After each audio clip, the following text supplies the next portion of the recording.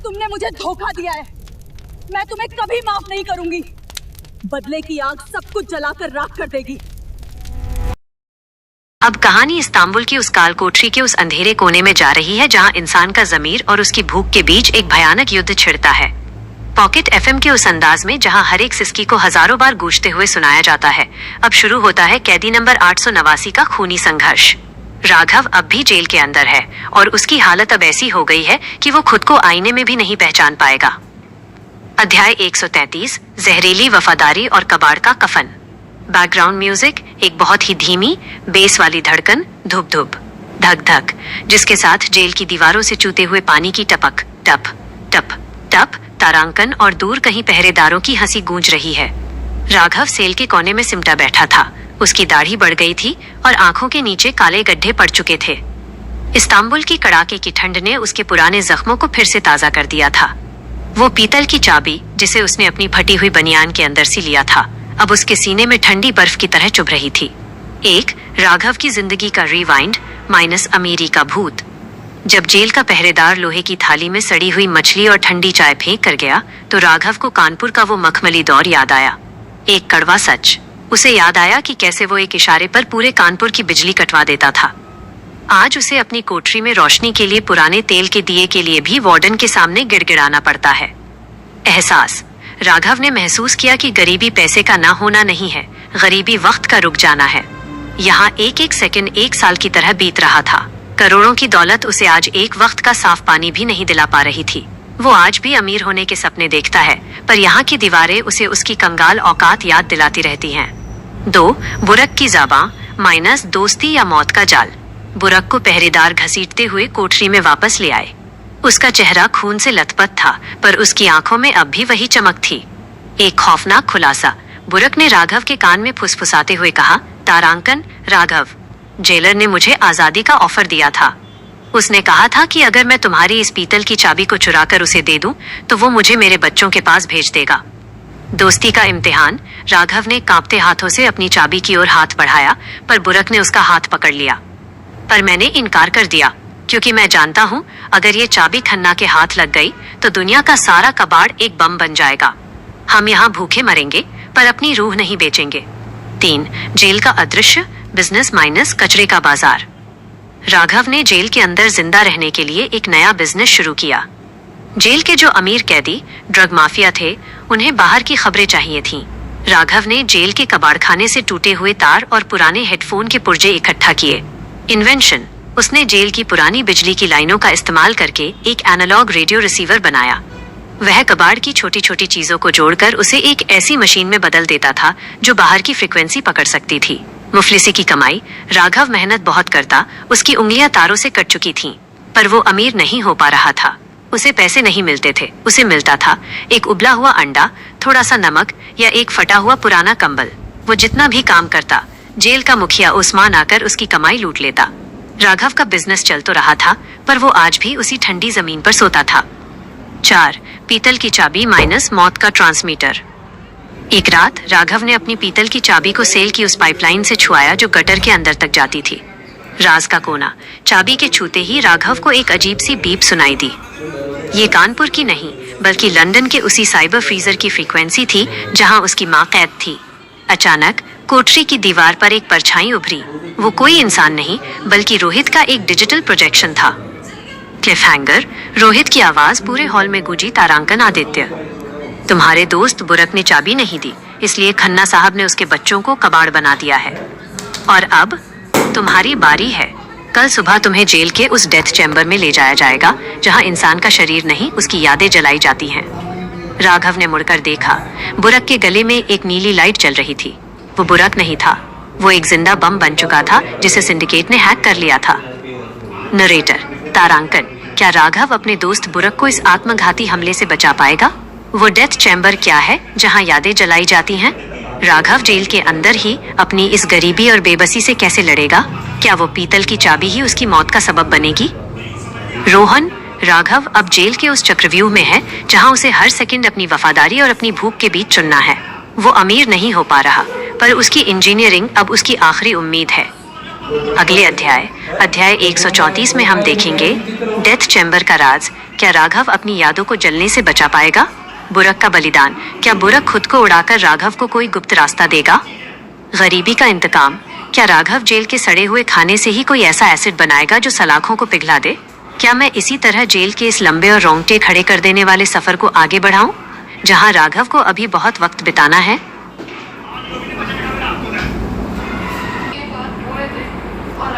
रोहन। अब कहानी इस्तांबुल की उस सिलिवरी जेल के उस हिस्से में पहुंच रही है जिसे कैदी अंधेरी रूहों का बाजार कहते हैं। राघव अब भी उसी काल कोठरी में है और अब उसकी गरीबी और बेबसी का वो दौर शुरू होगा जहां एक एक सांस भी सिंडिकेट के रहमो करम पर होगी। पॉकेट एफएम के उस महा एपिसोड के अंदाज में जहां सस्पेंस को रबर की तरह खींचा जाता है, अब शुरू होता है अध्याय 134।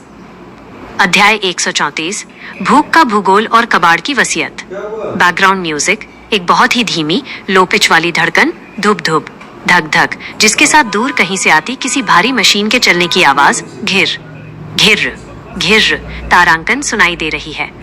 राघव के सामने बुरक खड़ा था जिसके गले में वो नीली लाइट टिक टिक कर रही थी। बुरक अब एक इंसान नहीं, सिंडिकेट का एक ह्यूमन ट्रिगर बन चुका था। कोठरी की हवा में मौत की ठंडी गंध तैर रही थी। एक राघव की बेबसी, कौड़ियों में बिकता वजूद।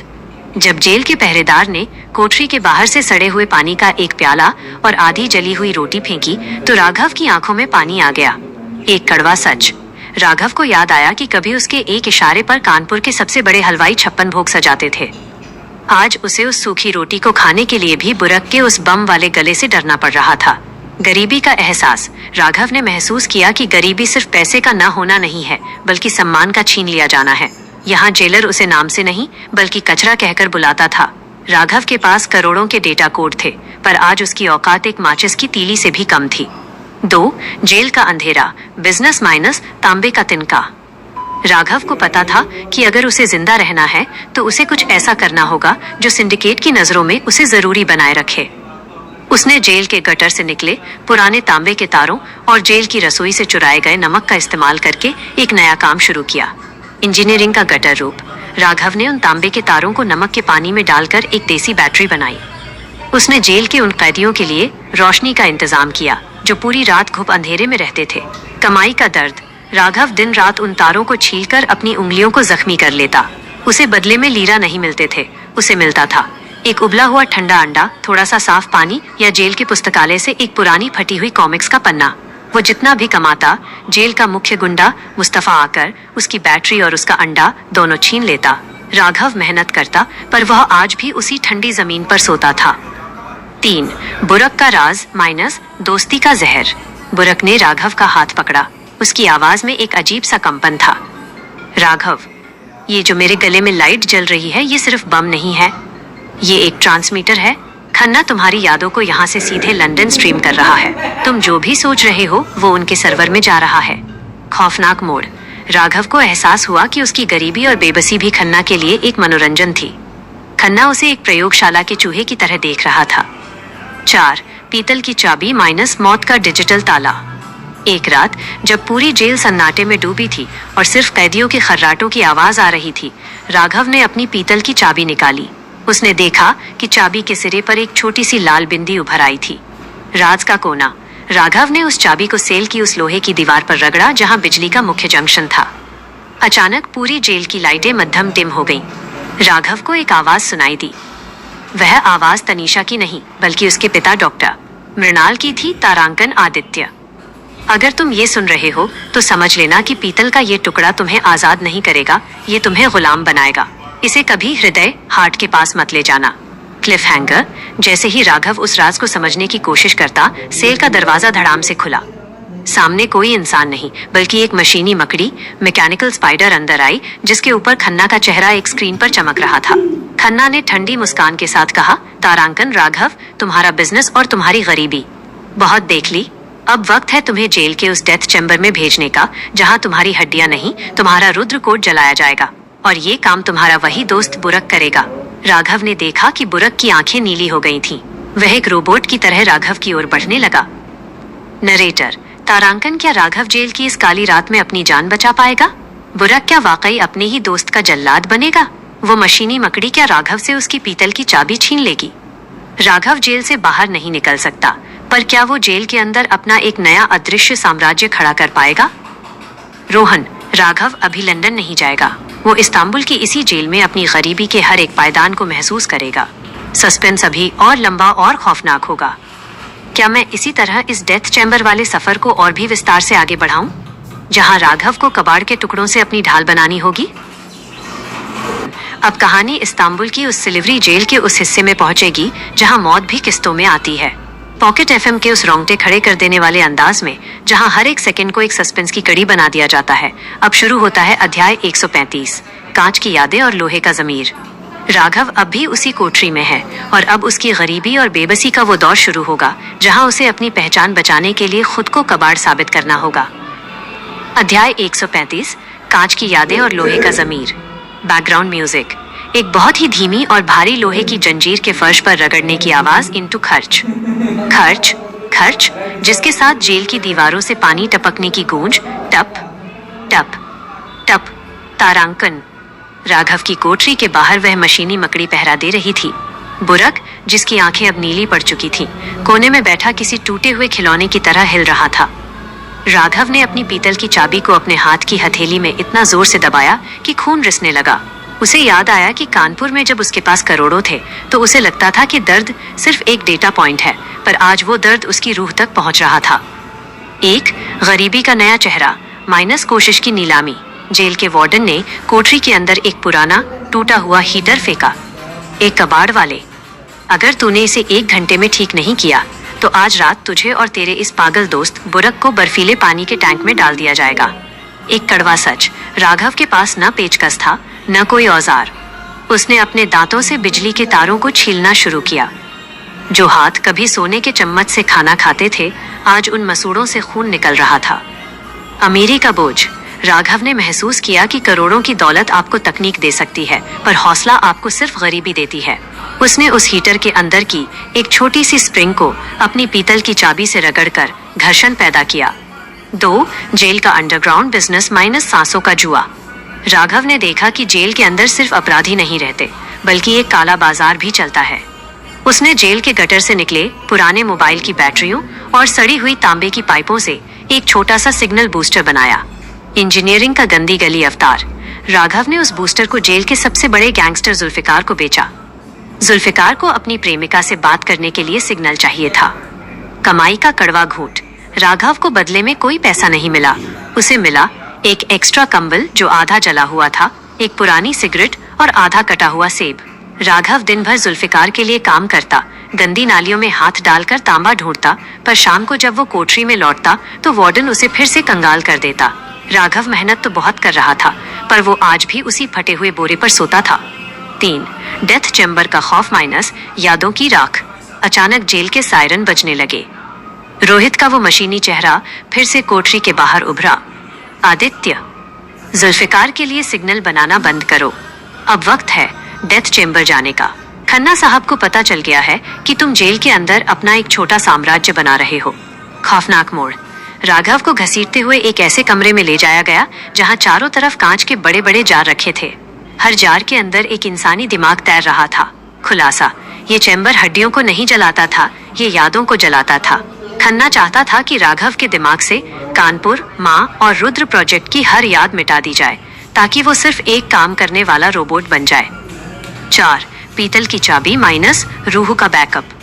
जैसे ही राघव को उस कुर्सी पर बिठाया गया और उसके सिर पर इलेक्ट्रोड लगाए गए, उसने अपनी पीतल की चाबी को अपनी जांघ के उस हिस्से में चुभा लिया जहां उसने एक मैग्नेटिक पोर्ट छिपाया था। राज का कोना। चाबी ने राघव की यादों को डिलीट होने से बचा लिया। जब मशीनों ने उसकी यादों को खींचना शुरू किया तो चाबी ने एक लूप बना दिया। खन्ना के सर्वर में राघव की यादों की जगह सिर्फ कानपुर के कबाड़ की तस्वीरें जाने लगी। Cliff hanger. जैसे ही खन्ना की मशीन ने प्रोसेस कंप्लीट दिखाया, राघव की आंखें पूरी तरह सफेद हो गईं। खन्ना मुस्कुराया, अब ये हमारा गुलाम है। पर जैसे ही पहरेदार ने राघव को कोठरी में वापस छोड़ा, राघव ने अंधेरे में बुरक की ओर देखा और फुसफुसाया, तारांकन बुरक।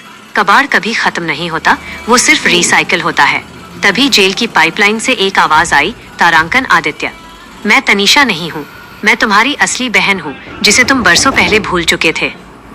नरेटर। तारांकन, क्या राघव की वाकई कोई बहन है या ये सिंडिकेट का कोई नया मानसिक खेल? राघव अब खन्ना की नजरों में एक दिमाग से खाली गुलाम है, पर क्या वो इस धोखे का इस्तेमाल करके जेल के अंदर अपनी बड़ी फौज तैयार कर पाएगा?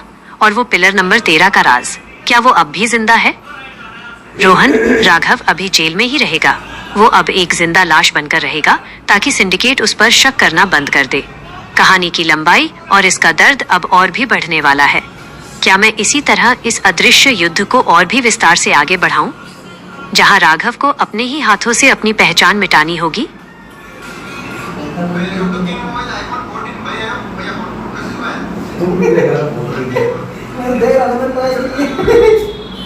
रोहन, अब कहानी इस्तांबुल की उस सिलिवरी जेल के उस हिस्से में पहुंचेगी जहां सूरज की किरणें भी अंदर आने से डरती हैं। पॉकेट एफएम के उस महा एपिसोड के अंदाज में जहां हर एक सांस की आवाज को एक थ्रिलर में बदल दिया जाता है। अब शुरू होता है अध्याय 136, पत्थर का पेट और पीतल की रूह। राघव अब जेल की नजरों में एक जिंदा लाश बन चुका है।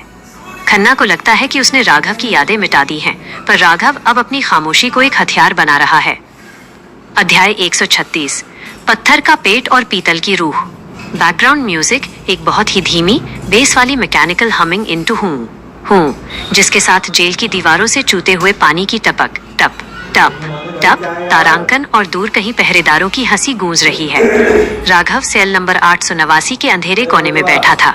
उसकी आंखों में कोई चमक नहीं थी। वो बिल्कुल एक पत्थर की मूर्ति की तरह लग रहा था, पर उसके दिमाग के अंदर वो पीतल की चाबी एक हार्ड ड्राइव की तरह काम कर रही थी। एक गरीबी का नया इम्तिहान, जिंदा मुर्दों की बस्ती। जेलर ने कोठरी के अंदर एक प्लास्टिक के बर्तन में सड़ी हुई गोभी का सूप फेंका। राघव ने बिना कुछ बोले उसे पीना शुरू किया। एक कड़वा सच। राघव को याद आया कि कभी वो कानपुर की सबसे बड़ी पार्टियों में फाइन डाइनिंग का आनंद लेता था। आज उस सूप में तैरते हुए कीड़े भी उसे प्रोटीन लग रहे थे। अमीरी की हार। राघव ने महसूस किया कि गरीबी का सबसे डरावना रूप भूख नहीं है, बल्कि आदत है। जब आपको सड़ा हुआ खाना भी स्वादिष्ट लगने लगे, तो समझ लेना कि गरीबी ने आपके ज़मीर को निगलना शुरू कर दिया है। राघव के पास करोड़ों के डिजिटल राज थे, पर आज उसकी औकात एक प्लास्टिक के चम्मच जितनी भी नहीं थी। 2. जेल का मुफलिसी बिजनेस माइनस कबाड़ का कारखाना। राघव को अब जेल की वर्कशॉप में डाल दिया गया था, जहां पुराने सैन्य वाहनों, मिलिट्री ट्रक्स के इंजन तोड़े जाते थे। ये राघव के लिए एक वरदान था, पर एक अभिशाप भी। जुगाड़ की इंजीनियरिंग। राघव दिन भर भारी लोहे के हथौड़े चलाता। उसके हाथों में छाले पड़ गए थे और खून रिसता था। उसने चोरी छिपे उन इंजनों के पुरानी कॉपर कॉइल्स और मैग्नेट्स को अपने फटे हुए जूतों में छिपाना शुरू किया। कमाई का दर्द। राघव इन पुर्जों से जेल के पहरेदारों के लिए हीटिंग पैड्स बनाने लगा, ताकि वे तुर्की की इस कड़ाके की ठंड में ड्यूटी कर सकें। बदले में उसे पैसे नहीं, बल्कि एक फटी हुई पुरानी रजाई, थोड़ी सी एक्स्ट्रा तंबाकू और कभी कभी एक उबला हुआ ठंडा आलू मिलता था। वो मेहनत 16 घंटे करता, पर रात को वो आज भी उसी सीलन भरी जमीन पर सोता था। 3. बहन का राज माइनस गटर की आवाज। वो आवाज जो पाइपलाइन से आई थी, मैं तुम्हारी असली बहन हूँ, वो राघव के कानों में लगातार गूंज रही थी। राघव ने बुरक की ओर देखा, जो अब थोड़ा होश में लग रहा था। खुलासा। बुरक ने फुसफुसाते हुए कहा, तारांकन, राघव। जेल की दीवार के उस पार सेल नंबर 0 में एक लड़की कैद है। उसे प्रोजेक्ट रुद्र 02 कहा जाता है। खन्ना ने तुम्हारे पिता से उसे सालों पहले छीन लिया था। मानसिक झटका। राघव का दिमाग फटने लगा। क्या उसके पिता ने सिर्फ रुद्र नहीं बनाया था? क्या उसकी अपनी कोई बहन थी जिसका नाम अंजलि था, जिसे वो बचपन के एक हादसे में मरा हुआ समझ चुका था? 4. पीतल की चाबी माइनस दीवारों का एक्सरे। एक रात जब पहरेदार शराब के नशे में धुत थे, राघव ने अपनी पीतल की चाबी को सेल की उस पुरानी लोहे की प्लेट पर रगड़ा जहां बिजली का मुख्य जंक्शन था। राज का कोना। चाबी ने एक लो फ्रीक्वेंसी रडार की तरह काम किया। राघव को दीवार के पार एक धड़कन सुनाई दी। वो धड़कन बिल्कुल उसके रुद्र ओमेगा के हार्टबीट जैसी थी। वो लड़की जो उसकी बहन होने का दावा कर रही थी, वो इंसान नहीं थी, वो भी एक ह्यूमन सर्वर बन चुकी थी। Cliff hanger. जैसे ही राघव ने दीवार पर मृणाल का गुप्त कोड 101 थपथपाया, दीवार के दूसरी तरफ से एक आवाज आई, तारांकन आदित्य, पीतल की चाबी को अपनी रीढ़ की हड्डी स्पाइन के अंतिम सिरे पर लगाओ, तभी तुम इस जेल का मास्टर सर्वर हैक कर पाओगे। पर याद रखना, अगर तुम पकड़े गए तो खन्ना तुम्हें जिंदा डिजिटल श्मशान में डाल देगा। तभी सेल का दरवाजा खुला और रोहित अंदर आया, पर इस बार रोहित के पीछे तनीषा भी थी और उसके हाथ में एक लेजर कुल्हाड़ी थी। तनीषा ने राघव की ओर देखा और कहा, तारांकन भाई, माफ करना, पर इस बार मौत ही तुम्हारी आजादी है। नरेटर: तारांकन, क्या तनीषा वाकई राघव की बहन है या ये सिंडिकेट का कोई नया मायाजाल? रोहित और तनीषा क्या राघव को जेल के अंदर ही खत्म कर देंगे? राघव उस पीतल की चाबी से क्या जेल के मास्टर सर्वर को हैक कर पाएगा? गरीबी और बेबसी के इस गर्त में राघव का अगला कदम क्या होगा? रोहन: राघव अभी जेल से बाहर नहीं निकलेगा। वो अब जेल के अंदर ही एक अदृश्य क्रांति शुरू करेगा, पर उसकी गरीबी उसे हर कदम पर कमजोर बनाने की कोशिश करेगी। क्या मैं इसी तरह इस अंजलि और तनीषा के रहस्य वाले अध्याय को और विस्तार से आगे बढ़ाऊं, जहां राघव को जेल की रोटियों के लिए अपनी बहन के खिलाफ लड़ना पड़ सकता है?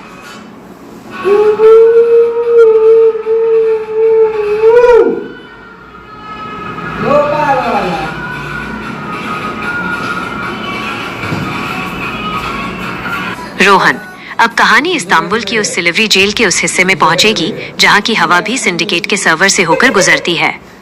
राघव अब आदित्य खन्ना नहीं है, वो महज एक कबाड़ का टुकड़ा है जिसे खन्ना ने अपनी लैब में फेंक दिया है। पॉकेट एफएम के उस सिग्नेचर डार्क और सस्पेंस अंदाज में जहां हर एक सेकंड की रिकॉर्डिंग रूह को झकझोर देती है, अब शुरू होता है अध्याय 137, पीतल का कफन और डिजिटल फांसी। अध्याय 137, पीतल का कफन और डिजिटल फांसी। बैकग्राउंड म्यूजिक: एक बहुत ही धीमी और गूंजती हुई वायलिन की धुन, जिसके साथ जेल के सायरन की बहुत ही धीमी आवाज और राघव की भारी सांसें सुनाई दे रही हैं। तनीषा, या वो साया जो खुद को अंजलि कह रहा था, उसने लेजर कुल्हाड़ी राघव की गर्दन के पास ला दी। रोहित पीछे खड़ा था, उसकी सुनहरी आंखें बिना पलक झपकाए राघव को देख रही थी। कोठरी का सन्नाटा इतना गहरा था कि राघव को अपनी कलाई में छिपी पीतल की चाबी की हल्की सी गूंज भी साफ सुनाई दे रही थी। एक, गरीबी का श्मशान माइनस सूखी रोटी और गीली यादें। तनीषा ने कुल्हाड़ी नीचे नहीं की। आदित्य, अगर तुम जिंदा रहे तो खन्ना तुम्हें उस डिजिटल श्मशान में डाल देगा जहां तुम हजारों सालों तक मर नहीं पाओगे, सिर्फ तड़पोगे। मौत मांगो मुझसे, मैं तुम्हें आजाद करने आई हूँ। एक कड़वा सच। राघव ने अपनी सूखी फटी हुई हथेलियों को देखा। उसने महसूस किया कि गरीबी पैसे की कमी नहीं है, गरीबी विकल्प चॉइस की कमी है। आज उसके पास लड़ने के लिए नैनो मशीनें नहीं थी, सिर्फ एक फटी हुई जेल की वर्दी और भूख से सिकुड़ा हुआ पेट था। एहसास: राघव ने अपनी जिंदगी में कभी नहीं सोचा था कि वो अपनी ही बहन, अगर वो वाकई अंजलि है, के हाथ से मौत की भीख मांगेगा। उसने जमीन पर गिरा हुआ रोटी का वो टुकड़ा उठाया जो मिट्टी में सना था और उसे चुपचाप चबाने लगा। 2, जेल का अदृश्य बिजनेस माइन, सांसों का सौदा। राघव को अब वर्कशॉप से हटाकर जेल के गटर सफाई विभाग में डाल दिया गया था। ये सिंडिकेट की सबसे निचली सजा थी। इंजीनियरिंग का कीचड़ अवतार। राघव दिन भर घुटनों तक गहरे जहरीले पानी में रहता। उसने वहां देखा कि जेल की पाइपलाइनों के अंदर पुराने जमाने के टेलीफोन के पुर्जे फंसे हुए थे। जुगाड़ की कमाई। राघव ने उन पुर्जों और गटर की मीथेन गैस का इस्तेमाल करके एक छोटा सा सिग्नल जनरेटर बनाया। उसने इसे जेल के एक ऐसे पहरेदार को दिया जिसे सट्टेबाजी, बेटिंग का शौक था। बदले में राघव को मिला एक वक्त का ताजा खाना जो वार्डन का बचा हुआ जूठा था, एक माचिस की डिब्बी और 2 पुराने अखबार के पन्ने। वो करोड़ों का मालिक था, पर आज उसे वो जूठा खाना दुनिया की सबसे बड़ी नेमत लग रहा था। वो मेहनत 18 घंटे करता, पर रात को वो उसी कालकोठरी में लौटता जहां मौत उसका इंतजार कर रही थी। 3, रुद्र 02 का राज माइनस खिड़की के पार का पाताल। तनीषा ने राघव के कान में फुसफुसाते हुए कहा, तारांकन, खन्ना ने तुम्हारे पिता से मुझे तब छीना था जब तुम सिर्फ 5 साल के थे। मैं तुम्हारी बहन हूँ आदित्य, पर अब मेरा शरीर एक वायरस होस्ट है। अगर मैं मर गई तो ये पूरा इस्तांबुल 1 मिनट में डिजिटल मौत मर जाएगा। खौफनाक मोड़। राघव को एहसास हुआ कि खन्ना ने सिर्फ उसे नहीं, उसके पूरे परिवार को हथियार बना दिया था। उसकी माँ लंदन में एक बम थी, उसकी बहन इस्तांबुल में एक वायरस थी और वो खुद एक डेटा की था। 4, पीतल की चाबी माइनस हड्डी का रिमोट। राघव ने तनीषा की चेतावनी को याद किया। उसने अपनी पीतल की चाबी निकाली और उसे अपनी रीढ़ की हड्डी स्पाइन के उस आखिरी सिरे पर दबाया जहां रुद्र का पुराना घाव था। राज का कोना। जैसे ही धातु का स्पर्श उसकी हड्डी से हुआ, राघव के दिमाग में एक ब्लू स्क्रीन खुल गई। उसे जेल के उन हजारों कैदियों की आवाजें सुनाई देने लगीं जो मर चुके थे। वे सब डिजिटल भूत बनकर जेल के सर्वर में कैद थे। राघव ने उन प्रेत आत्माओं, डिलीटेड डेटा को एक सेना में बदलना शुरू किया। क्लिफहैंगर। तभी जेल की दीवारें कांपने लगी। रोहित ने अपनी मशीनी आवाज में कहा, तारांकन, प्रोटोकॉल 99 सक्रिय। कैदी नंबर 889 को डिजिटल फांसी के लिए चैम्बर में ले जाया जाए। तनीषा ने राघव की ओर देखा और कुल्हाड़ी उसकी जांघ में घुसा दी। तारांकन, ये दर्द ही तुम्हें जिंदा रखेगा आदित्य। भागो मत, सिस्टम के अंदर घुस जाओ। जैसे ही राघव को घसीट कर ले जाया जा रहा था, उसने देखा कि जेल की हर एक सलाख पर उसके पिता डॉक्टर मृणाल का चेहरा उभर रहा था और वे सब एक साथ हंस रहे थे। नरेटर तारांकन, क्या राघव की बहन अंजलि वाकई उसे बचा रही है या उसे और गहरे जाल में फंसा रही है? वो डिजिटल फांसी क्या है जहां रूह को मिटाया जाता है? राघव उस पीतल की चाबी से क्या जेल के उन डिजिटल भूतों को आजाद कर पाएगा? इस्तांबुल की ये जेल अब राघव की कब्र बनेगी या उसके पुनर्जन्म का पालना? रोहन, राघव अभी लंदन नहीं जाएगा। वो इस्तांबुल की इसी काल कोठरी में अपनी गरीबी और अपने परिवार के इन खौफनाक राजों के बीच संघर्ष करेगा। कहानी की लंबाई अब उस मोड़ पर है जहां हर सांस एक थ्रिलर है। क्या मैं इसी तरह इस डिजिटल फांसी और अंजलि के रहस्य को और विस्तार से आगे बढ़ाऊं, जहां राघव को जेल के अंदर रहकर ही रोहन, अब कहानी इस्तांबुल की उस सिल्वरी जेल के सबसे गहरे तल पर पहुंच रही है जिसे कैदी मुर्दों की अलमारी कहते हैं। यहाँ रोशनी बिकती है और हवा का एक ताज़ा झोंका पाने के लिए इंसान को अपना ज़मीर गिरवी रखना पड़ता है। पॉकेट एफएम के उस महा एपिसोड के अंदाज में जहां सस्पेंस की एक एक बूंद को कीमती बनाया जाता है, अब शुरू होता है अध्याय 138, नमक की खुदाई और तांबे का ख्वाब। राघव को तनीषा अंजलि ने जख्मी कर दिया है, पर वो जख्म ही अब उसकी ढाल बनेगा। अध्याय 138, नमक की खुदाई और तांबे का ख्वाब। बैकग्राउंड म्यूजिक, एक बहुत ही धीमी और भारी लोहे की जंजीर के फर्श पर रगड़ने की आवाज इनटू खर्च खर्च खर्च, जिसके साथ जेल की दीवारों से पानी टपकने की गूंज। टप टप टप। तारांकन, राघव अब जेल के उस हिस्से में था जहां नमक की खदानें थीं। यहाँ कैदियों को जमीन के हजारों फीट नीचे नमक खोदने के लिए भेजा जाता है। राघव के पैर में तनीषा की कुल्हाड़ी का गहरा जख्म था, पर नमक के तेजाबी पानी ने उस जख्म को पत्थर जैसा सख्त बना दिया था। एक गरीबी का पाताल माइनस नमक के आंसू। खदान के अंदर का तापमान 45 डिग्री सेल्सियस था। राघव की पीठ पर कोड़ों के निशान थे क्योंकि वो भारी नमक के बोरे उठाने में पिछड़ रहा था। एक कड़वा सच, राघव को याद आया कि कभी वो कानपुर की गर्मियों में सेंट्रल एस बड़ी ई वाले कमरे में बैठता था। आज उसे अपनी प्यास बुझाने के लिए खदान की दीवार से रिसते हुए खारे पानी को चाटना पड़ रहा था। अमीरी की हार, राघव ने महसूस किया कि करोड़ों की दौलत आपको वक्त तो दे सकती है, पर जिंदा रहने की ताकत सिर्फ गरीबी देती है। उसके पास रुद्र के हजारों कोट्स थे, पर उस नमक की खदान में उसकी कीमत सिर्फ एक फावड़े शवल जितनी थी।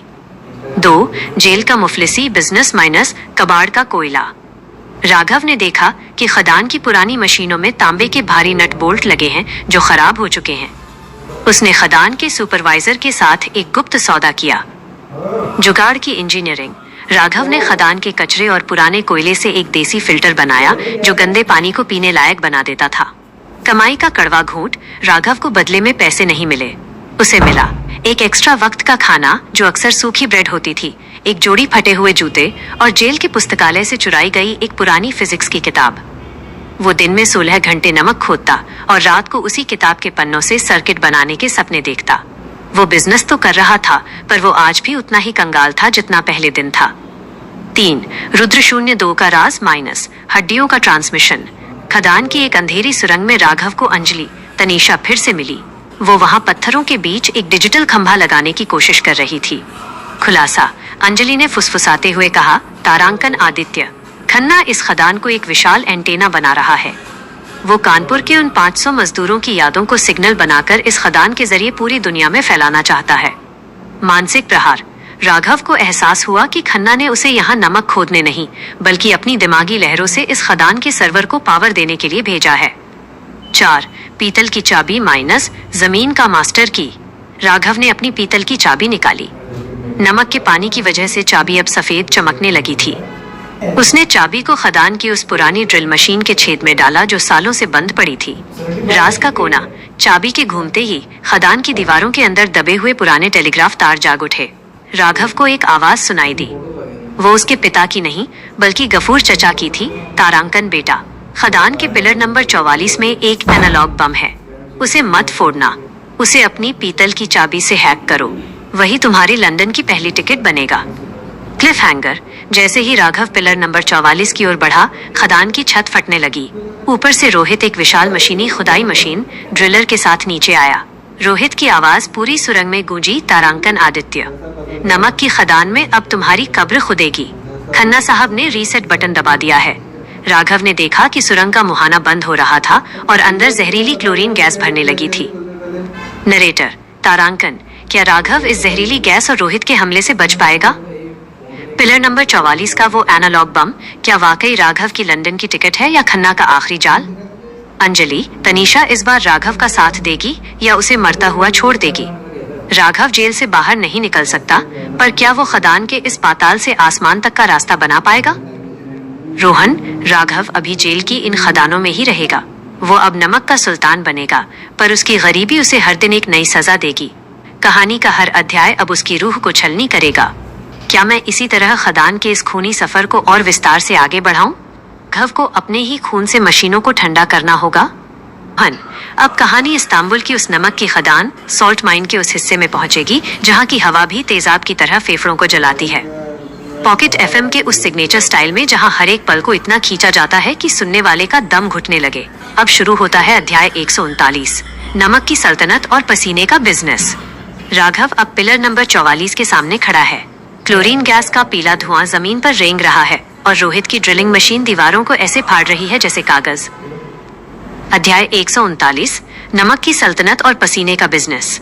बैकग्राउंड म्यूजिक, एक बहुत ही भारी इंडस्ट्रियल धातु के टकराने की आवाज इनटू टैंक टैंग टैंग, जिसके साथ गैस के रिसने की सुस्साहट।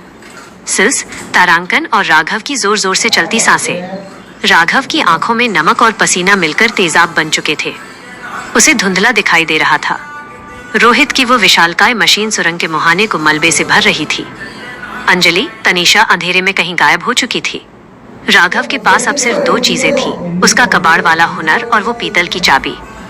एक, राघव की बेबसी माइनस करोड़ों का इंजीनियर, कौड़ियों का मजदूर। राघव ने देखा कि उसके हाथ अब पहले जैसे कोमल नहीं रहे। उन पर नमक की वजह से सफेद पपड़ी जम गई थी और खाल फट चुकी थी। एक कड़वा सच, राघव को याद आया कि कभी वो एक क्लिक पर पूरी दुनिया के कार्गो जहाजों को रोक देता था। आज उसे अपनी जान बचाने के लिए एक पुराने लोहे के पाइप का सहारा लेना पड़ रहा था। गरीबी का एहसास, राघव ने महसूस किया कि गरीबी इंसान को जानवर बना देती है। भूख और गैस की वजह से उसका दिमाग काम करना बंद कर रहा था। उसके पास रुद्र के हजारों एल्गोरिदम थे, पर इस वक्त उसे सिर्फ एक हवा का झोंका चाहिए था, जो उसे करोड़ों खर्च करके भी नहीं मिल सकता था। 2, जेल का पाताल बिजनेस माइनस खारे पानी का सौदा। राघव ने हार नहीं मानी। उसने देखा कि खदान की मशीनों से निकलने वाला कूलेंट गैस के असर को कम कर सकता है। उसने खदान के अन्य मजदूरों जो खौफ से कांप रहे थे, उनके साथ मिलकर एक सर्वाइवल बिजनेस शुरू किया। इंजीनियरिंग का श्मशान अवतार, राघव ने फटे हुए प्लास्टिक के बोरों और पुरानी मशीनी जाली से गैस मास्क बनाना शुरू किया। उसने कोयले के टुकड़ों को मास्क के अंदर फिल्टर की तरह इस्तेमाल किया। कमाई का कड़वा घूंट, राघव को इन मास्क के बदले कोई पैसा नहीं मिला। उसे मिला उन मजदूरों के पास छिपा हुआ एक एक घूंट साफ पानी, उनके फटे हुए मोजे पैर बचाने के लिए, और खदान का वो नक्शा जो एक बूढ़े कैदी ने अपनी खाल पर गुदवाया था। वो मेहनत तो बहुत कर रहा था, पर शाम को जब वो कोठरी में लौटता तो वार्डन उसे फिर से कंगाल कर देता। राघव आज भी उसी फटे हुए बोरे पर सोता था। 3, पिलर नंबर 44 का राज माइनस गफूर चचा की वसीयत। राघव रेंगते हुए उस पिलर तक पहुंचा। वहां उसे एक पुराना एनालॉग सर्किट मिला जो 1970 के दशक का था। गफूर चचा ने सही कहा था, ये एक एनालॉग बम था, पर यह धमाका करने वाला बम नहीं था। यह एक डेटा विस्फोट, डेटा एक्सप्लोजन वाला यंत्र था। खौफनाक मोड़, जैसे ही राघव ने अपनी पीतल की चाबी उस पिलर के सुराख में डाली, खदान की दीवारों पर हजारों मजदूरों की चीखें गूंजने लगीं। वो खदान एक बहुत बड़ा मेमोरी स्टोरेज थी। खन्ना यहाँ उन लोगों की यादें डंप कर रहा था जिन्हें दुनिया भूल चुकी थी। 4, पीतल की चाबी माइनस इंसानी हार्ड ड्राइव। जैसे ही राघव ने चाबी घुमाई, उसे एक जोरदार बिजली का झटका लगा। चाबी अब गहरे बैंगनी रंग में चमकने लगी थी। राघव के दिमाग में एक नया फोल्डर खुला, प्रोजेक्ट कबाड़े आजम, राज का कोना। राघव को एहसास हुआ कि उसके पिता ने रुद्र को सिर्फ मशीनों में नहीं, बल्कि कबाड़ के जरिए इंसानी रूहों को जोड़ने के लिए बनाया था। वो पीतल की चाबी उस पुल का हिस्सा थी। क्लिफ हैंगर, तभी रोहित की ड्रिलिंग मशीन ने पिलर नंबर 44 को चीर दिया। रोहित का आधा मशीनी चेहरा राघव के सामने था। रोहित ने अपनी मशीनी आवाज में कहा, तारांकन आदित्य, खन्ना साहब ने कहा है कि अगर तुम ये चाबी नहीं दोगे तो वो इस्तांबुल की इस जेल पर डिजिटल एसिड की बारिश करेंगे। तुम्हारे ये सारे मजदूर साथी इंसानी कबाड़ बन जाएंगे। तभी अंजलि तनीषा पीछे से आई और उसने राघव के हाथ में एक पुराना ग्रेनेड थमा दिया जिस पर लिखा था मेड इन कानपुर। अंजलि ने फुसफुसाते हुए कहा, तारांकन आदित्य, ये बम रोहित को नहीं मारेगा, ये तुम्हारी पीतल की चाबी को रुद्र इन्फिनिटी में बदल देगा, पर इसके लिए तुम्हें अपनी बाह की हड्डी को इस मशीन के गियर में फंसाना होगा। नरेटर, तारांकन, क्या राघव अपनी हड्डी तोड़ने का जोखिम उठाएगा? वह कानपुर वाला बम क्या राज खोलेगा? खन्ना का डिजिटल एसेट क्या पूरी जेल को मिटा देगा? राघव जेल से बाहर नहीं निकल सकता, पर क्या वो इस खदान के अंधेरे से एक ऐसा डिजिटल सूरज निकाल पाएगा जो सिंडिकेट को अंधा कर दे? रोहन, राघव अभी लंदन नहीं जाएगा, वो इस्तांबुल की इसी नमक की खदान में अपने वजूद की आखिरी लड़ाई लड़ेगा। गरीबी उसे हर पल तोड़ेगी, पर उसकी इंजीनियरिंग उसे जोड़ती रहेगी। क्या मैं इसी तरह इस नमक और खून के संघर्ष को और विस्तार से आगे बढ़ाऊं, जहां राघव को अपने ही हाथ से अपनी पहचान मिटानी होगी?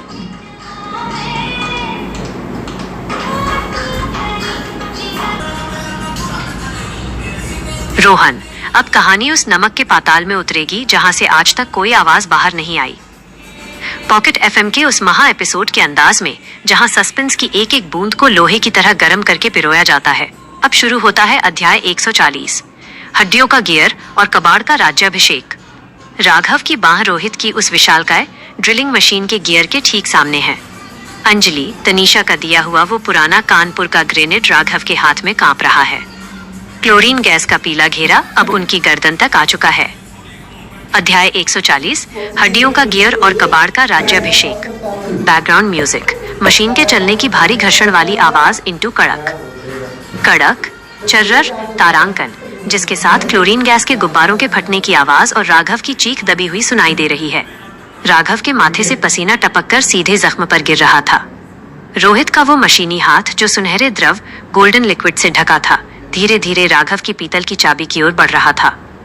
एक गरीबी का आखिरी इम्तिहान, जमीर बनाम जख्म। राघव को याद आया कि कानपुर की लाल इमली मिल में जब वो राजा था तो वो एक इशारे पर मशीनों को रुकवा देता था। आज वो एक मरे हुए इंजन के सामने भीख मांग रहा था कि वो 1 मिनट और न चले। एक कड़वा एहसास। राघव ने महसूस किया कि गरीबी सिर्फ फटे हुए कपड़े नहीं है, गरीबी वो बेबसी है जहां आपको अपनी आजादी के लिए अपनी हड्डी का सौदा करना पड़ता है। उसने रोहित की आंखों में देखा, वहां कोई रोहित नहीं था, वहां सिर्फ खन्ना की कोडिंग थी। एहसास। राघव ने अपनी कलाई की नसों को देखा, उन पर नमक जम चुका था। उसने सोचा, करोड़ों की दौलत मुझे एक बुलेट प्रूफ जैकेट दे सकती थी, पर इस नमक की खदान में मेरा ये फटा हुआ कुर्ता ही मेरा कफन बनेगा। 2, जेल का नरक बिजनेस माइनस सांसों की नीलामी। राघव ने हार नहीं मानी। उसने अंजलि तनीषा की ओर देखा और ग्रेनेड का पिन अपनी दांतों से खींच लिया, पर उसने ग्रेनेड रोहित पर नहीं फेंका। इंजीनियरिंग का खूनी अवतार। राघव ने ग्रेनेड को खदान के उस नमक के पिलर में डाल दिया जहां डिजिटल डेटा स्टोर था। उसने अपनी पीतल की चाबी को ग्रेनेड के स्प्लिंटर टुकड़े के साथ जोड़ दिया। कमाई का जहर। धमाका हुआ, पर आग नहीं निकली, बल्कि एक इलेक्ट्रोमैग्नेटिक पल्स EMP निकली। राघव ने इस धमाके की ऊर्जा का इस्तेमाल करके खदान के उन मजदूरों के लिए एक ऑक्सीजन लूप बनाया। बदले में उसे मिला मजदूरों की वो वफादारी जो सिंडिकेट अरबों डॉलर खर्च करके भी नहीं खरीद सकता था। वो मेहनत तो बहुत कर रहा था, पर वो आज भी जेल का सबसे मुफलिस गरीब कैदी था। 3, हड्डी का गियर माइनस पिता का अंतिम कोड। जैसे ही ड्रिल रोहित की ओर बढ़ने लगी, राघव ने अपनी बाह मशीन के अंदर नहीं डाली, बल्कि उसने अपनी हड्डी के अंदर छिपे हुए रुद्र ट्रैकर को पीतल की चाबी से टच कराया। राज का कोना। अंजलि ने झूठ कहा था। वो उसे हड्डी तोड़ने को नहीं, बल्कि उस ह्यूमन हार्डवेयर को एक्टिवेट करने को कह रही थी जिसे डॉक्टर मृणाल ने राघव के जन्म के वक्त उसकी कोहनी में फिट किया था। चाबी के छूते ही राघव के हाथ से एक नीली लेजर निकली जिसने रोहित के मशीनी सर्किट को एक पल में फ्रीज कर दिया। 4, सिंडिकेट का नया वार माइनस डिजिटल एसिड की बारिश। तभी खदान के स्पीकर गूंज उठे। खन्ना की आवाज किसी राक्षस जैसी लग रही थी। तारांकन आदित्य, तुमने रोहित को रोक लिया, पर तुम अपनी माँ को कैसे रोकोगे? इस्तांबुल की इस जेल के ऊपर मैंने डिजिटल एसिड का क्लाउड छोड़ दिया है। अगले 10 मिनट में जेल की हर सलाख और हर इंसान एक लिक्विड कचरा बन जाएगा। Cliff hanger. जैसे ही खदान की छत से तेजाब की बूंदें टपकने लगी, राघव ने देखा कि वो पीतल की चाबी अब पूरी तरह काली पड़ चुकी थी। ये संकेत था कि रुद्र अब खत्म होने वाला है। तभी अंजलि तनीषा ने अपनी गर्दन पर लगा हुआ रुद्र 02 का चिप उखाड़कर राघव के हाथ में दे दिया। उसने लहूलुहान होकर कहा, तारांकन आदित्य, इस चिप को पीतल की चाबी के साथ वेल्ड कर दो। ये तुम्हें आजाद नहीं करेगा, पर ये इस जेल को एक लोहे के गुंबद में बदल देगा। हम यहाँ दब कर मरेंगे, पर पिघल कर नहीं। राघव ने देखा कि रोहित फिर से हिलने लगा था और उसके हाथ में एक नई कुल्हाड़ी थी जिस पर लिखा था प्रोजेक्ट लंदन -D1। नरेटर तारांकन, क्या राघव अपनी बहन की चिप और पीतल की चाबी को जोड़ पाएगा? वो डिजिटल एसिड क्या वाकई सबको राख कर देगा? राघव जेल से बाहर नहीं निकल सकता, पर क्या वो जेल के अंदर अपना एक अभेद्य किला बना पाएगा? और रोहित का वो नया हथियार, क्या वो लंदन जाने का संकेत है या मौत का? रोहन, राघव अभी इस्तांबुल की इसी खदान में रहेगा। वो अब कबाड़ का रक्षक बनेगा, पर उसकी गरीबी उसे हर दिन एक नया जख्म देगी। अगले अध्याय 141 में हम देखेंगे लोहे का गुंबद। क्या राघव पूरी जेल को तेजाब की बारिश से बचा पाएगा? रोहित का नया रूप, क्या रोहित अब एक मानवीय गद्दार बनकर राघव के साथ हाथ मिलाएगा? बिजनेस का विस्तार, क्या राघव जेल के अंदर एसिड प्रूफ कबाड़ का नया बिजनेस शुरू करेगा? क्या मैं इसी तरह इस अंधेरे और सस्पेंस से भरे अध्याय को और विस्तार से आगे बढ़ाऊं?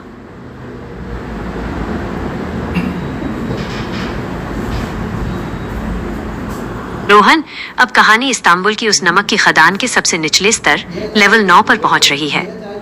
यहाँ डिजिटल तेजाब, डिजिटल एसिड की बारिश शुरू हो चुकी है, जो लोहे को नहीं बल्कि इंसान के डीएनए और मशीन के सर्किट को पिघला रही है।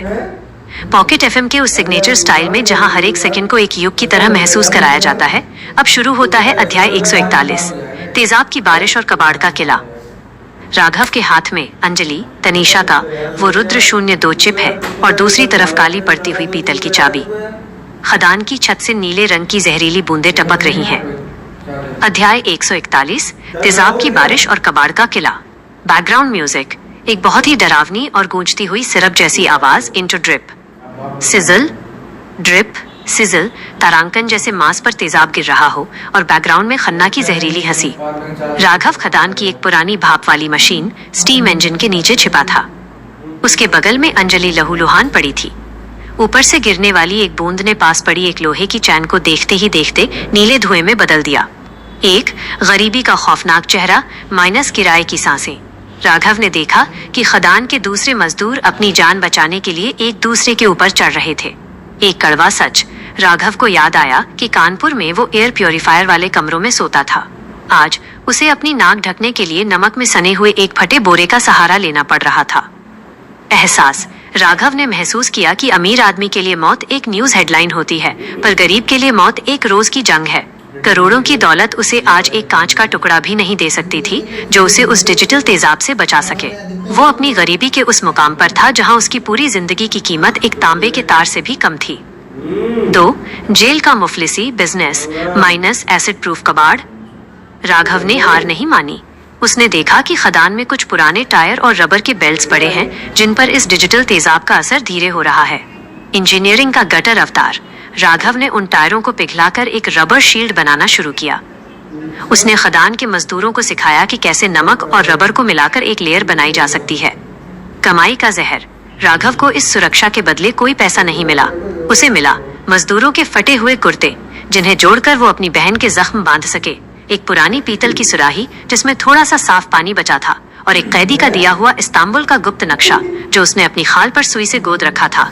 वो मेहनत तो बहुत कर रहा था, पर वो आज भी जेल का सबसे मुफलिस कंगाल कैदी था। 3. रुद्र 02 और पीतल का मिलन माइनस हड्डी का रिमोट। राघव ने अंजलि की दी हुई चिप को अपनी पीतल की चाबी के खांचे में बिठाने की कोशिश की, पर वे आपस में नहीं जुड़ रहे थे। राज का कोना। राघव को याद आया उसके पिता डॉक्टर मृणाल कहते थे, कबाड़ को जोड़ने के लिए मशीन नहीं, इंसानी गर्मी चाहिए। राघव ने अपनी कलाई को पत्थर से रगड़ा और अपने खून की बूंदों को उस चिप और चाबी के बीच सोल्डरिंग की तरह इस्तेमाल किया। जैसे ही उसका खून उन दोनों से मिला, पीतल की चाबी से एक अदृश्य इलेक्ट्रोमैग्नेटिक गुंबद निकला जिसने उस पूरे हिस्से को तेजाब की बारिश से बचा लिया। 4. रोहित का बदला हुआ रूप माइनस गद्दार या भाई। तभी रोहित, जो अब तक खन्ना का गुलाम था, उस गुंबद के अंदर लड़खड़ाते हुए आया। उसकी लेजर कुल्हाड़ी पिघल रही थी। Cliff hanger. रोहित ने अपनी फटी हुई मशीनी आवाज में कहा, तारांकन आदित्य, खन्ना ने मुझे डिलीट करने का कमांड भेज दिया है। मैं अब उसका मोहरा नहीं हूँ। मैं अब सिर्फ कबाड़ हूँ, पर लंदन जाने का रास्ता जेल के ऊपर से नहीं, इस खदान के उस मैग्मा चैम्बर से होकर जाता है जहाँ सिंडिकेट का कोर छिपा है। अचानक खदान की जमीन फटने लगी। नीचे से दहकता हुआ लावा नहीं बल्कि लिक्विड डेटा ऊपर आने लगा। खन्ना की आवाज गूंजी, तारांकन आदित्य, तुम गुम्बद बना सकते हो, पर तुम पाताल से कैसे लड़ोगे? इस खदान को मैंने डिजिटल श्मशान बना दिया है।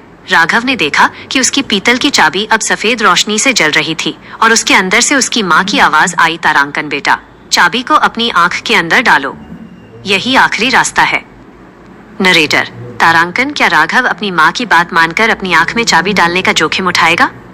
क्या रोहित वाकई राघव का साथ देगा या यह खन्ना की कोई नई चाल है? वो लिक्विड डेटा का पाताल क्या राघव को हमेशा के लिए मिटा देगा? राघव अभी जेल से बाहर नहीं निकलेगा, पर क्या वो इस खदान के नीचे दबे सिंडिकेट कोर को तबाह कर पाएगा? रोहन, राघव अभी इस्तांबुल की इसी खदान में रहेगा। वो अब कबाड़ का भगवान बनने की कोशिश करेगा, पर उसकी गरीबी उसे हर पल एक इंसान होने का दर्द याद दिलाएगी। क्या मैं इसी तरह इस पाताल युद्ध को और विस्तार से आगे बढ़ाऊं, जहां राघव को अपनी एक इंद्रिय सेंस कुर्बान करनी पड़ सकती है? मोहन, अब कहानी इस्तांबुल की उस नमक की खदान के उस जीरो लेवल पर पहुंच रही है, जहां न हवा है न रोशनी, सिर्फ मौत का सन्नाटा है। पॉकेट एफएम के उस सिग्नेचर स्टाइल में जहां हर एक धड़कन को एक सस्पेंस की गूंज बना दिया जाता है, अब शुरू होता है अध्याय 142, कांच की आंख और पीतल का सवेरा। राघव के कान में उसकी माँ की आवाज गूंज रही है, बेटा, चाबी को अपनी आंख के अंदर डालो। सामने से लिक्विड डेटा का लावा बढ़ रहा है और रोहित अपना मशीनी शरीर खोता जा रहा है। अध्याय 142, कांच की आंख और पीतल का सवेरा। बैकग्राउंड म्यूजिक, एक बहुत ही तेज हाई पिच वाली सीटी जैसी आवाज, पीईई, जिसके साथ भारी पत्थरों के टूटने की गड़गड़ाहट और राघव की तेज होती सांसें। राघव ने अपनी पीतल की चाबी को देखा। वो अब सिर्फ एक धातु का टुकड़ा नहीं थी, वो रुद्र इन्फिनिटी का एकमात्र भौतिक रूप, फिजिकल फॉर्म थी। लिक्विड डेटा का लावा खदान की दीवारों को चाट रहा था, जिससे वे दीवारें बाइनरी कोड 0101 में बदलकर गायब हो रही थीं। एक, राघव का आत्मसंघर्ष, अमीरी की याद और गरीबी का जख्म। राघव ने चाबी को अपनी दाईं आंख के पास लाया। उसका हाथ कांप रहा था। एक कड़वा सच। राघव को याद आया कि कानपुर में वो जरा सी खरोच आने पर शहर के सबसे बड़े डॉक्टर को बुला लेता था। आज उसे अपनी आंख की रोशनी को दांव पर लगाना पड़ रहा था। एहसास, राघव ने महसूस किया कि जब इंसान के पास सब कुछ होता है तो वो चीजों से प्यार करता है, पर जब उसके पास कुछ नहीं बचता तो वो मकसद, गोल के लिए अपनी जान देने को तैयार हो जाता है। गरीबी ने उसे एक ऐसा योद्धा बना दिया था जिसे अब खोने का कोई डर नहीं था। वो करोड़ों का मालिक था, पर आज उसकी दुनिया सिर्फ 1 इंच की पीतल की चाबी पर सिमट गई थी। 2, जेल का पाताल, बिजनेस माइनस, डेटा का कबाड़। राघव ने देखा कि रोहित का शरीर पिघलकर उस लिक्विड डेटा में मिल रहा है। राघव ने मरते हुए रोहित और खदान के मलबे से एक मैग्नेटिक ब्रिज बनाना शुरू किया। इंजीनियरिंग का श्मशान अवतार। राघव ने रोहित के टाइटेनियम के पुर्जों और खदान के नमक के क्रिस्टल्स को जोड़कर एक रेजिस्टेंस वॉल खड़ी की। उसने दूसरे कैदियों को सिखाया कि कैसे अपनी पसीने से भीगी कमीजों को नमक में डुबोकर वे इस डेटा लावे को रोक सकते हैं। कमाई का जहर। राघव को इस सुरक्षा के बदले कोई दौलत नहीं मिली। उसे मिला मजदूरों के पास बचा हुआ आखिरी सूखा टुकड़ा जिसमें फफूंद लगी थी, एक पुरानी फटी हुई फोटो जो किसी की माँ की थी, और एक कैदी का दिया हुआ सीक्रेट कोड जो जेल के मुख्य सर्वर को बंद कर सकता था। वो मेहनत तो बहुत कर रहा था, पर वो आज भी उसी कालकोठरी का कैदी था। 3, आंख का ऑपरेशन माइनस, सफेद अंधेरे का राज। राघव ने एक जोरदार चीख मारी और पीतल की चाबी को अपनी दाईं आंख के उस हिस्से में दबाया जहां रुद्र का नैनो चिप लगा था। राज का कोना। अचानक राघव की दाईं आंख से एक सफेद रोशनी की बीम निकली। उसे खदान की पत्थर की दीवारें पारदर्शी दिखने लगी।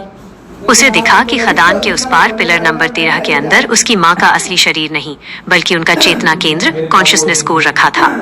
सिंडिकेट उन्हें एक बैटरी की तरह इस्तेमाल कर रहा था। 4, सिंडिकेट का नया हमला माइनस, ब्लैकआउट प्रोटोकॉल। खन्ना की आवाज खदान में गूंजी, पर इस बार वो डरा हुआ था।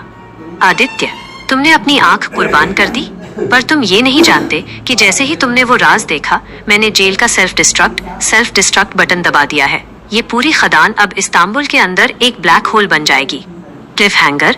जैसे ही खदान ढहने लगी, अंजलि तनीषा ने राघव का हाथ पकड़ा और उसे एक ऐसी सुरंग की ओर खींचा जहां 889 लिखा था।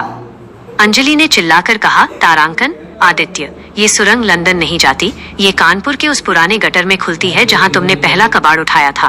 पर वहां पहुंचने के लिए तुम्हें रोहित के इस पिघलते हुए शरीर को ईंधन, फ्यूल की तरह इस्तेमाल करना होगा। राघव ने देखा कि रोहित ने अपना हाथ आगे बढ़ाया था। तारांकन, आदित्य, मुझे जला दो, मुझे कबाड़ बना दो ताकि तुम जिंदा रह सको। नरेटर। क्या राघव अपने दोस्त रोहित को ईंधन की तरह इस्तेमाल कर पाएगा? वो कानपुर वाली सुरंग क्या वाकई उसे घर ले जाएगी या ये खन्ना का कोई नया सिमुलेशन है? राघव की वह सफेद आंख अब क्या क्या देख सकती है? राघव जेल से बाहर नहीं निकल सकता, पर क्या वो जेल के नीचे से ही अपना नया साम्राज्य खड़ा करेगा? रोहन, राघव अभी इस्तांबुल की इसी खदान में रहेगा। वो अब एक आंख वाला सुल्तान बनेगा, पर उसकी गरीबी उसे हर निवाले पर संघर्ष कराएगी। कहानी का ये मोड़ अब उसे उस सच की तरफ ले जाएगा जो उसने कभी सपने में भी नहीं सोचा था। अगले अध्याय 143 में हम देखेंगे रोहित का बलिदान। क्या राघव अपने भाई जैसे दोस्त को भस्म कर पाएगा? सफेद आंख का राज। राघव को जेल की दीवारों के पार कौन से डरावने राज दिखेंगे? गरीबी की चरम सीमा। क्या राघव अपनी दूसरी आंख को बचाने के लिए खन्ना से सौदा करेगा? क्या मैं इसी तरह इस दर्द और तकनीक के महासंग्राम को और विस्तार से आगे बढ़ाऊं, जहां राघव को अपनी रूह तक को दांव पर लगाना होगा? रोहन, अब कहानी इस्तांबुल की उस नमक की खदान के उस डेड जोन में प्रवेश कर रही है, जहां भौतिक विज्ञान फिजिक्स के नियम खत्म हो जाते हैं और सिर्फ कबाड़ का जुनून बचता है। राघव अब एक आंख से डिजिटल दुनिया देख रहा है और दूसरी से जेल का नरक।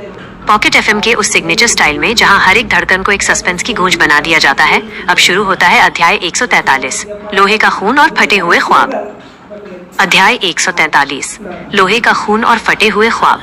बैकग्राउंड म्यूजिक, एक बहुत ही भारी इंडस्ट्रियल घर्षण की आवाज इंटू चर्रर, जिसके साथ बिजली के शॉर्ट सर्किट के झटके, चट-चट, तारांकन और राघव की भारी दर्द भरी सांसें। राघव की दाईं आंख से सफेद रोशनी निकल रही थी, जिससे खदान की दीवारों के पीछे छिपे सिंडिकेट के नर्वस सिस्टम साफ दिख रहे थे। रोहित का पिघलता हुआ मशीनी शरीर राघव के पैरों के पास पड़ा था। अंजलि, तनीषा उसे उस सुरंग की ओर खींच रही थी जहां 889 का निशान था। एक गरीबी का खौफनाक मोड़ माइनस अमीरी की लाश और कबाड़ का कफन। राघव ने रोहित के उस हाथ को पकड़ा जो अब सिर्फ गर्म लोहा रह गया था। एक कड़वा सच। राघव को याद आया कि कानपुर में वो अपनी कारों पर एक खरोंच भी बर्दाश्त नहीं करता था। आज वो अपने सबसे अच्छे दोस्त के शरीर को कबाड़ की तरह इस्तेमाल करने पर मजबूर था, ताकि कुछ मजदूरों की जान बच सके। एहसास। राघव ने महसूस किया कि गरीबी इंसान को बेरहम नहीं, बल्कि जरूरत के मुताबिक सख्त बना देती है। करोड़ों की दौलत उसे आज एक अग्निशामक फायर एक्सटिंग्विशर भी नहीं दे सकती थी। उसकी पूरी सल्तनत अब उस नमक की धूल में दफन हो चुकी थी। वो आज भी जेल का सबसे कंगाल कैदी था, जिसके पास अपनी आंख के जख्म को पोंछने के लिए साफ कपड़ा तक नहीं था। 2. जेल का मुफलिसी बिजनेस माइनस मैग्नेटिक मलबे का व्यापार। राघव ने देखा कि खदान ढह रही है। उसने रोहित के पिघलते हुए टाइटेनियम और खदान के पुराने रेल ट्रैक के लोहे को मिलाकर एक मैग्नेटिक ढाल बनाई। इंजीनियरिंग का गटर अवतार। राघव ने खदान के अन्य मजदूरों को इकट्ठा किया। उसने उन्हें सिखाया कि कैसे अपने पसीने और नमक का घोल बनाकर वे इस ढाल को ठंडा रख सकते हैं। कमाई का कड़वा घूंट। राघव को इस सुरक्षा के बदले कोई पैसा नहीं मिला।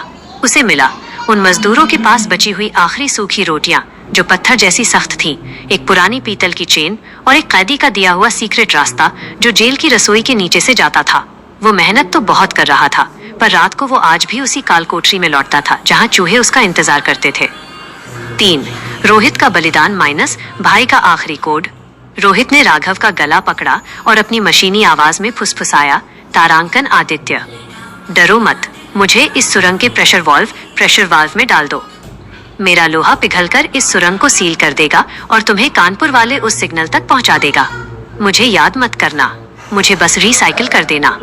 राज का कोना। राघव की सफेद आंख ने देखा कि रोहित के कोर के अंदर एक ब्लैक बॉक्स छिपा था। उस बॉक्स में डॉक्टर मृणाल का वो आखिरी मैसेज था जिसे खन्ना भी नहीं पढ़ पाया था। राघव ने भारी मन से रोहित के अवशेषों को मशीन के गियर में धकेल दिया। एक भयंकर चीख गूंजी और सुरंग का दरवाजा धीरे धीरे बंद होने लगा। 4. सिंडिकेट का नया वार माइनस भूकंप प्रोटोकॉल। खन्ना की आवाज खदान के हर पत्थर से गूंज रही थी, तारांकन आदित्य, तुमने रोहित को जला दिया, पर तुम इस्तांबुल की इस जमीन को कैसे बचाओगे? मैंने जेल के नीचे लगे टेक्टोनिक शिफ्टर्स ऑन कर दिए हैं। ये जेल अब जमीन के अंदर 5 किलोमीटर और नीचे धंस जाएगी। Cliff hanger. जैसे ही जमीन फटने लगी, राघव ने देखा कि सुरंग 889 के अंदर कोई कानपुर नहीं था। वहाँ एक विशाल डिजिटल कब्रिस्तान था, जहाँ हजारों लोग बिजली की कुर्सियों पर बैठे थे। अंजलि ने चिल्लाकर कहा, तारांकन आदित्य, ये वो 500 मजदूर हैं जिन्हें तुम बचाना चाहते थे। खन्ना ने इन्हें यहाँ लिविंग प्रोसेसर्स बना दिया है। अगर तुमने अपनी सफेद आंख से इन्हें शट डाउन नहीं किया तो ये सब एक साथ धमाका करेंगे। राघव ने देखा कि उन मजदूरों के बीच गफूर चचा भी बैठे थे और उनके माथे पर बम 01 लिखा था। नरेटर: तारांकन, क्या राघव अपनी सफेद आंख की रोशनी से इन 500 मजदूरों को मौत की नींद सुलाएगा या उन्हें आजाद करेगा? गफूर चचा का बम 01 क्या वाकई फटने वाला है? राघव जेल के और गहरे पाताल में धंस रहा है। क्या वो कभी फिर से सूरज देख पाएगा? इस्तांबुल की ये जेल अब एक डिजिटल कब्र बन चुकी है, जहां राघव को अपनी गरीबी के सबसे खौफनाक चेहरे का सामना करना होगा। रोहन राघव अभी जेल से बाहर नहीं निकलेगा। वो अब जेल के उस पाताल में जाएगा जहां रूहें भी नीलाम होती हैं। सस्पेंस अब और लंबा और रोंगटे खड़े करने वाला होगा। अगले अध्याय 144 में हम देखेंगे डिजिटल कब्रिस्तान का राज। क्या राघव गफूर चचा को पहचान पाएगा? सफेद आंख की कीमत। क्या राघव अपनी दूसरी आंख भी खो देगा? पाताल का बिजनेस। क्या राघव इन लिविंग प्रोसेसर्स के बीच अपना नया नेटवर्क बनाएगा? क्या मैं इसी तरह इस मौत और कबाड़ के महासंग्राम को और विस्तार से आगे बढ़ाऊं? अब कहानी इस्तांबुल की उस सिल्वरी जेल के उस अंधेरे तल पर पहुंच रही है जिसे लेवल 0 कहा जाता है।